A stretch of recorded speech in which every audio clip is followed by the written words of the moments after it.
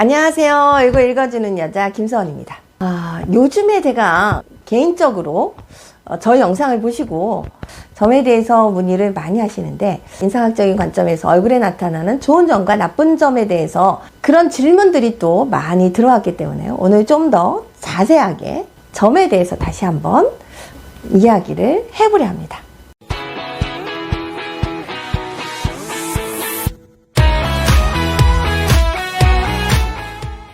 좋아요와 구독은 영상을 만드는데 많은 힘이 됩니다. 자, 지금부터 출발합니다. 채널 고정! 인상학에서 얼굴의 점은 하나하나가 모두 의미를 지니고 있습니다. 그 사람의 성격과 재능과 건강, 가정 등 눈에 보이지 않는 마음속 깊은 곳에 있는 정신적인 움직임이 신호가 되어서 신체 표면으로 나타나는 것으로 생각하시면 됩니다. 점은 살아있는 점과 죽은 점으로 구분이 되는데요. 그렇다면 살아있는 점은 색이 검고 윤기가 있는 점을 말하며, 점이 있는 부분이 긍정적인 방향으로 볼 수가 있는데, 반대로 죽은 점은 갈색 빛으로 색이 연하고 윤기가 없는 점으로 점이 있는 부분이 부정적인 의미가 강하다고 볼 수가 있습니다. 물론 남들에게는 없는데 나만 가지고 있는 특징이 있다면 오히려 나만의 매력과 개성으로도 볼 수가 있겠죠. 자, 그렇다면 본론으로 들어가서 얼굴 부위에 나타나는 좋은 점과 꼭 빼야 할 나쁜 점에 대해서 한번 읽어보도록 하겠습니다. 첫 번째, 미간에 나타나는 점인데요. 눈썹과 눈썹 사이 미간은 인상학에서 제일 먼저 보는 중요한 부분으로 운을 보는 것입니다. 이 미간에 살아있는 점이 있으면 운이 강하지만 때때로 부침이 있어서 좋을 때와 나쁠 때가 확실하게 인생에서 나타나게 됩니다. 여성이 여기에 점이 있으면 성격과 운이 지나치게 강해서 가정에 쉽게 정착할 수가 없는데요. 그래서 결혼을 앞두고 여자 연예인분들 중에 몇 분이 이 미간에 있는 점을 뺀 것을 우리가 볼 수가 있었습니다. 두 번째, 이 눈썹 부위에 점을 볼 수가 있는데요. 이 눈썹머리 윗부분에 살아있는 점이 있으면 인간관계 범위가 넓은 타입이라고 볼 수 있습니다.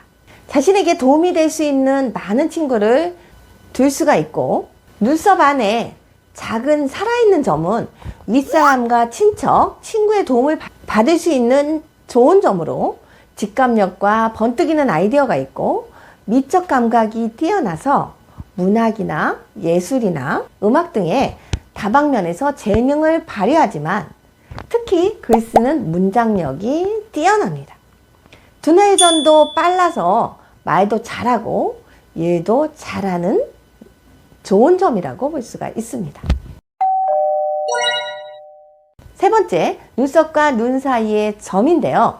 눈썹과 눈 사이를 우리가 전태궁이라고 하며, 전태궁에 살아있는 점이 있는 사람은 부모로부터 유산으로 건물이나 아파트, 땅 등을 상속받을 수 있는 운이 있는 사람입니다. 이 부분에 죽은 점이 있는 사람은 친척이나 형제 자매와 상속 문제로 갈등이 발생하면서 최악의 경우는 아주 조금 상속을 받거나 전혀 상속받지 못하는 경우도 있습니다. 네 번째, 눈 주변에 있는 점인데요. 눈 밑 애교살 부위에 있는 점은 우리가 눈물점이라고 하면서, 이 점이 있는 사람은 울보라 매우 잘 우는데요. 또한 자식과 연이 없거나 자식 때문에 고생을 하면서 울게 될 수도 있습니다. 애교살 부위가 두툼하고 볼록하면 정력이 넘친다고도 볼 수가 있는데, 이 부분에 살아있는 점이 있으면 한 명의 이성으로부터 만족하지 못하는 타입입니다. 이 눈꼬리 옆에 살아있는 점은 이성관계에 갈등이 있어도 원만하게 처리하면서 나중에 그 경험이 인생에 긍정적으로 작용하는 타입입니다. 반대로 이 부분에 죽은 점이 있는 사람은 이성관계가 꼬여서 갈등이 표면화됨에 따라서 문제가 될 수가 있습니다. 다섯 번째, 연예인들 중에서 코에 점이 있는 사람들이 많은데, 코의 가운데에 있는 사람은 고집이 세고 남한테 지는 것을 무척 싫어합니다. 호흡기나 위장이 약하고 몸이 튼튼하지 않을 수도 있는데요. 40대의 이성관계에도 주의할 필요가 있습니다. 코의 이 옆부분에 살아있는 점은 저축을 하기보다는 부동산에 투자를 하면 재산을 모으고 생활도 안정될 수가 있습니다. 경제적으로도 풍족해지는데요. 그러나 죽은 점은 호흡기 계통이 약해서 증상이 만성화될 가능성이 높아서 주의를 해야 합니다. 또한 코끝 부분에 살아있는 점은 금전적으로 풍족해서 많은 재산을 소유하면서 생활력이 왕성합니다. 이 부분에 죽은 점은 낭비점이라고 해서 돈이 들어와도 낭비해버리고 이성에 의해서도 고생을 하는 타입입니다. 콧방울에 살아있는 점은 금전운이 있어서 돈의 출입에도 큰 변화가 생길 때 부업을 해도 실패하지 않으면서 어느 정도 성과를 낼 수가 있습니다.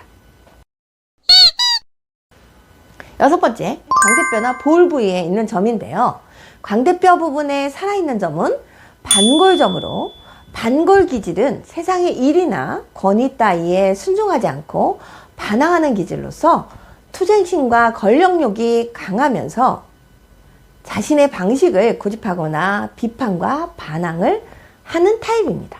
그러나 죽은 점이 있는 사람은 손윗 사람과의 갈등이 많다고 볼 수가 있습니다. 7번째, 팔자주름인데요.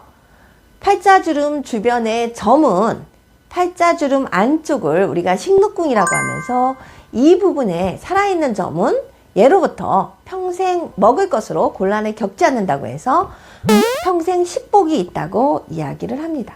그러나 이 부분에 죽은 점은 불평이 많고 의식주도 풍요롭지 않고 식사를 제때 할 수 없는 병에 걸리지 않도록 주의를 해야 합니다.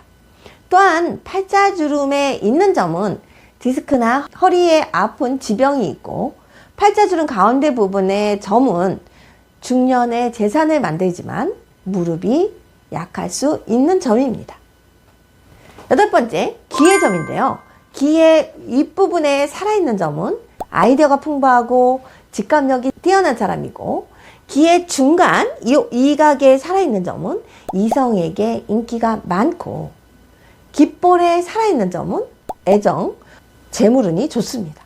또한 귀의 뒷면에 살아있는 점은 평생 돈 걱정 없이 살 수가 있습니다.